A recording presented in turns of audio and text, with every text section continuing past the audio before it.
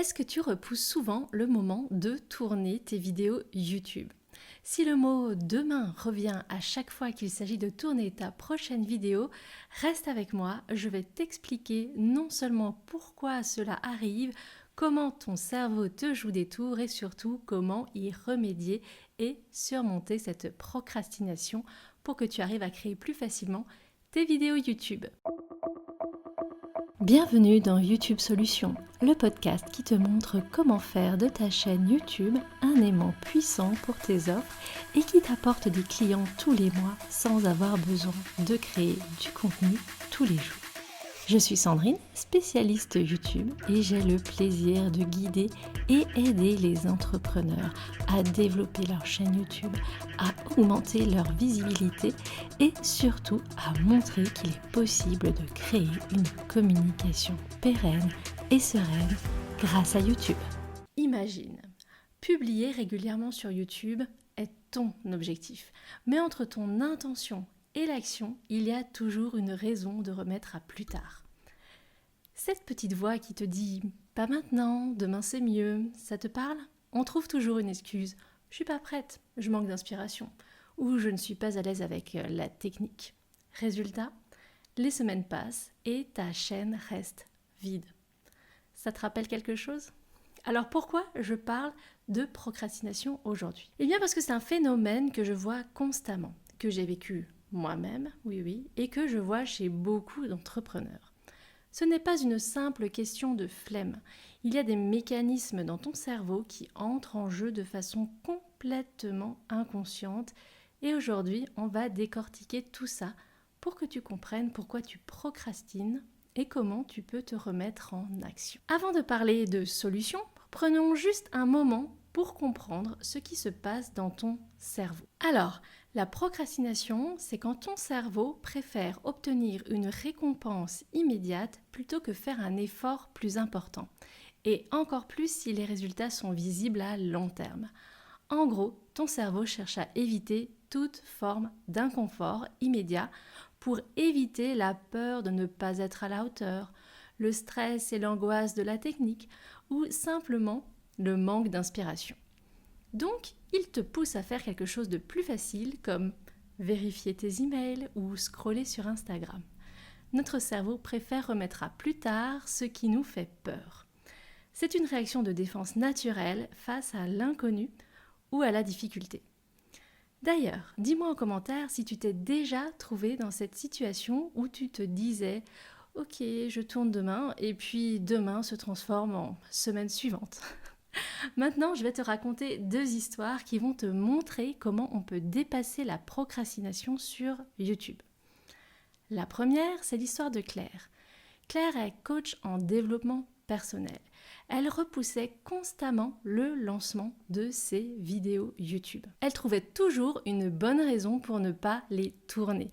Elle avait peur de ne pas être à la hauteur, de ne pas avoir le bon message et surtout, elle n'aimait pas la technique et notamment le montage. Mais un jour, elle a décidé de se lancer, sans attendre la perfection. Elle a tourné une vidéo simple avec les moyens du bord. C'était pas parfait, mais c'était bien mieux que de rester paralysée. Résultat, elle a enfin enclenché le mouvement et a commencé à poster régulièrement. Tu sais quoi ? Sa chaîne a commencé à décoller. Ensuite, je vais te parler de Sophie. Alors, Sophie est experte en nutrition et elle aussi, elle procrastinait beaucoup. Mais chez elle, ce n'était pas seulement la technique qui bloquait. Elle avait peur que son message ne soit pas assez impactant. Elle voulait aider ses abonnés à mieux comprendre leur alimentation, mais elle doutait que ses vidéos aient vraiment l'effet qu'elle imaginait. Un jour, elle a compris que le message qu'elle portait dans ses vidéos YouTube avait de la valeur. Ce n'était pas seulement une question de technique ou de qualité de vidéo, mais d'impact. Son expertise pouvait réellement aider des gens à transformer leur quotidien. Et en postant l'une de ses vidéos, elle a reçu des retours incroyables de spectateurs qui lui disaient à quel point son contenu les avait aidés. C'est là qu'elle a réalisé l'importance de son message. Je ne le dirai jamais assez. Le message de ta vidéo, c'est ce qui compte le plus et ce message a besoin d'être entendu pour changer la vie de ceux qui t'écoutent et te regardent. Donc, si tu te caches derrière ta procrastination active parce que tu penses que ta vidéo ne sera pas parfaite, rappelle-toi ce qui compte, c'est d'aider tes spectateurs à avancer sur leur propre chemin. Est-ce que tu te retrouves dans ces histoires ? Si c'est le cas, laisse-moi un commentaire ou contacte-moi directement et on pourra en discuter ensemble. Alors, comment arrêter de procrastiner et se lancer enfin sur YouTube ? Voici ce que tu peux faire. D'abord, prends conscience que la perfection n'est pas nécessaire.